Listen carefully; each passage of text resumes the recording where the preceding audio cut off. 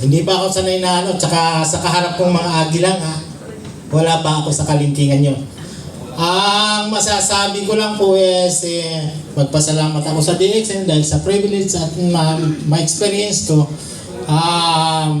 makasama dito sa malaking pagtitipon, gawain ng DXN. Nagpapasalamat ako kay Sir sa mga bumubuo ng DXN at sa aming apply na walang sawang nagpupush sa akin, si Apply Charin Sevilla. Salamat po sa kanya, hindi ko makakalimutan ko. Kasi ako isang dating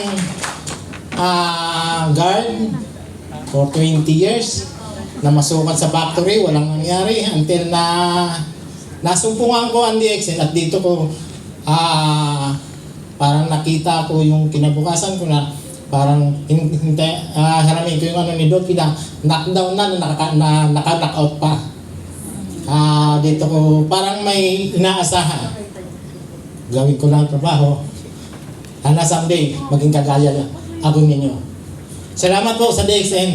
Hindi ko makakalimutan po. Salamat at nasumpungan ko kayo. Thank you po. Palakpakan po ulit natin si Mr. Edgar Alvarina from Bulacan. Siya po ay downline ni Mr. Charin. Palakpakan din po natin si Sir Charin. So dapat po meron din kayong mabitbit sa susunod na TSI. Tama po ba? Because that is the very essence of the TSI.